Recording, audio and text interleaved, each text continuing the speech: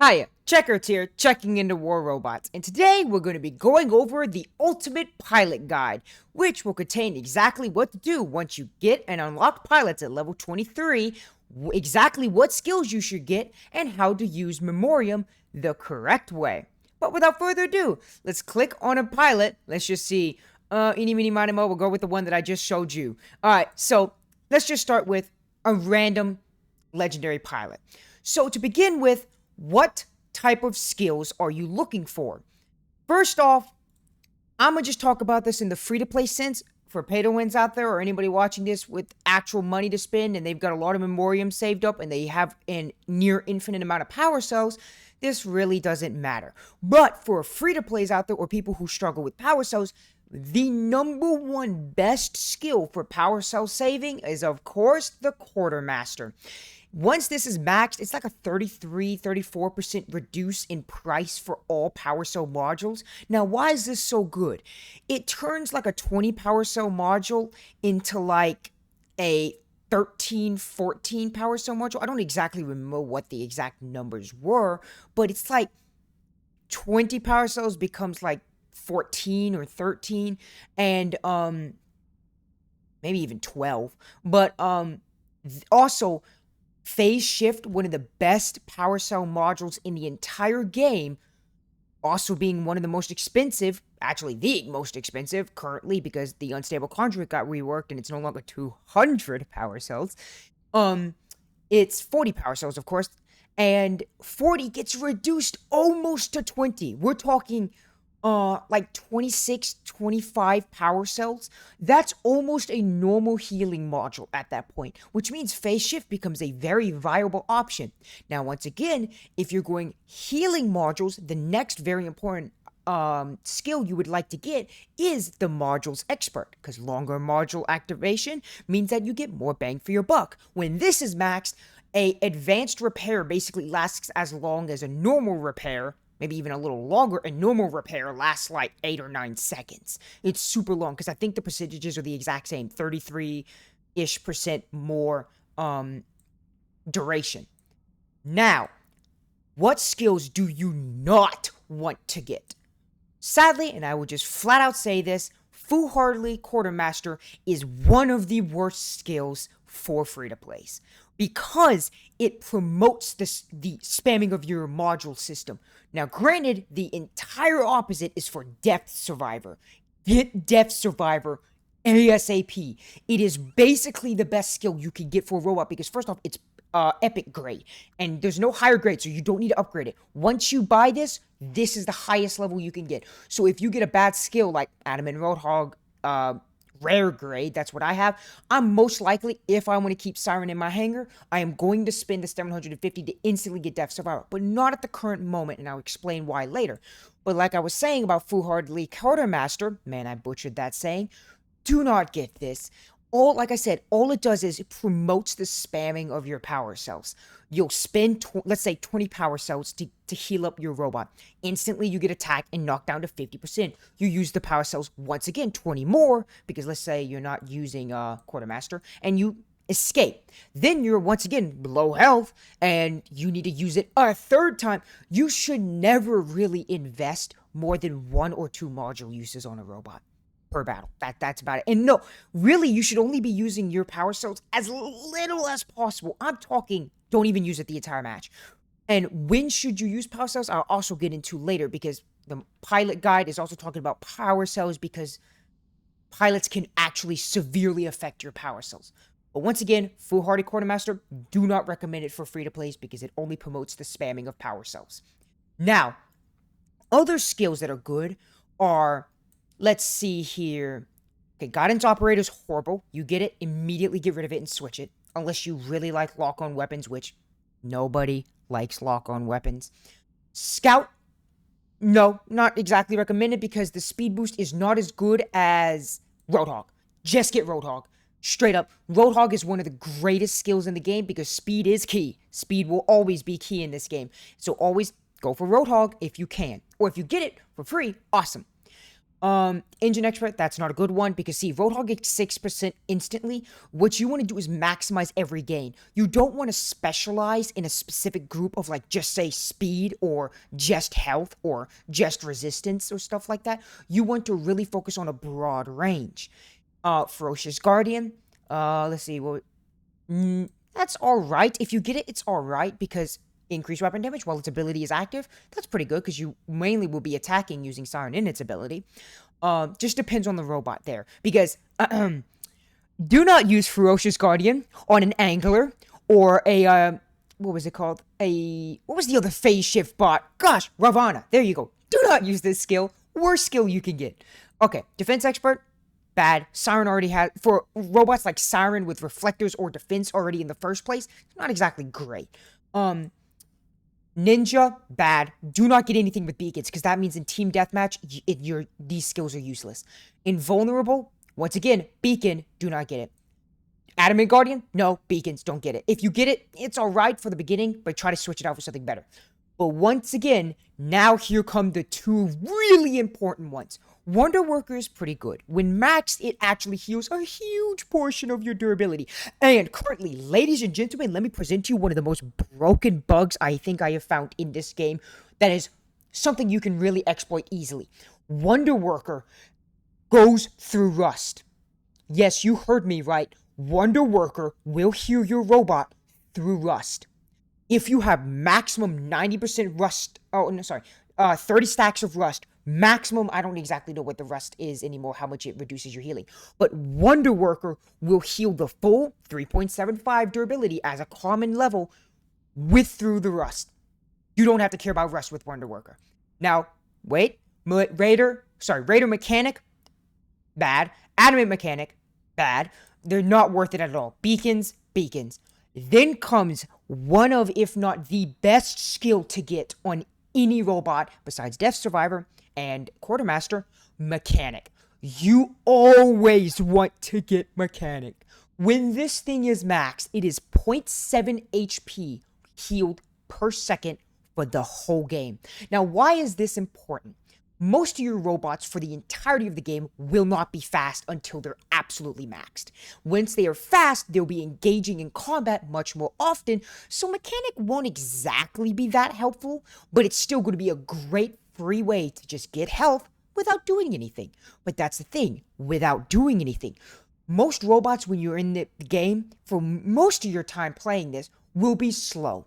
Like Siren will take literally 30 seconds just to go from one side of the map to center. I'm not even joking, a long time. So in my long time in transit to the center beacon to help protect it, I will be repairing 0.7 of my HP when this is a legendary level for free.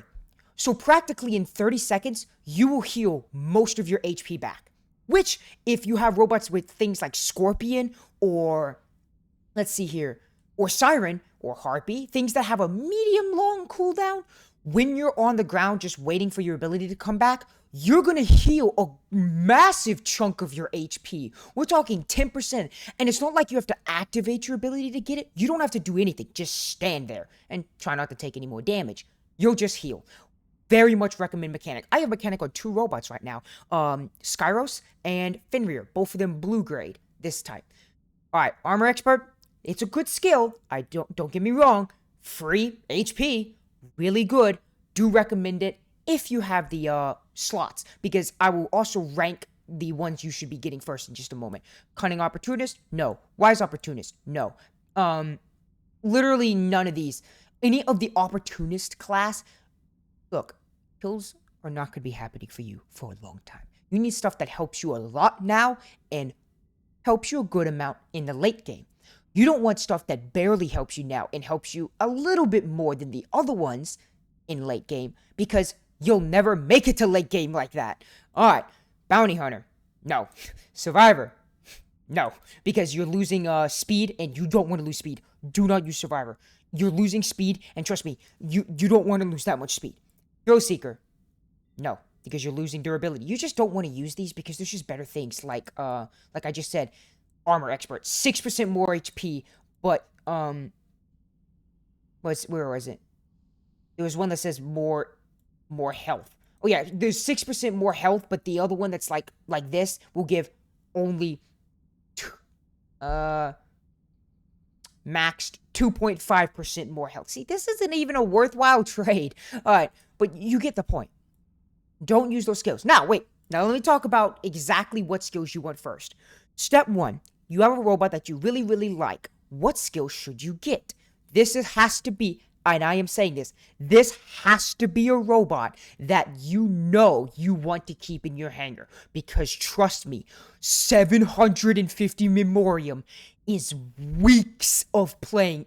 Okay, with a good clan, it's still, with the Memorium thing in the clan active, it's still going to be a week just to choose one of these skills, and most of them are common. But let's get into it. Death Survivor. On the spot, you should get that first, if and only if your first skill is bad. I'm going to flat out say this: never, ever randomize your skill. This is not worth the 100 unless you get an absolutely crappy starter skill and you want to risk only 100 Memorium to get something better. Go ahead. But once again, Death Survivor should be first. Very useful. Immediately after Death Survivor, if it's available on the robot that you're getting, and if it's not, always get Mechanic or Quartermaster, but I highly recommend Mechanic first because you want to get that upgraded as much as possible. And as soon as that's over, once again, get Quartermaster, then Modules Expert. Don't get Dodger. I forgot to mention this. Do not get Dodger. It once again promotes spamming your power cells. It's a bad idea. Then after that, get the things that have no negatives and the biggest benefits. Roadhog. Let's see here. Roadhog. Wonder Worker's a good one as well. Good for free HP. Like I said, Mechanic was also one of the ones you should get first. Armor Expert. And finally, if you have still slots left, which you likely will, then just think about what kind of play style you like. Then that's what you want to choose. And one of the other ones was, it's just straight up more damage. Where is it? I know it's here. Give me one moment. Master Gunsmith. Siren deals increased weapon damage. There you go. Free.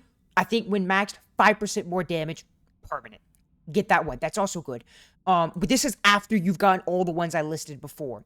The only other one that's pretty good is the one with the damage inability.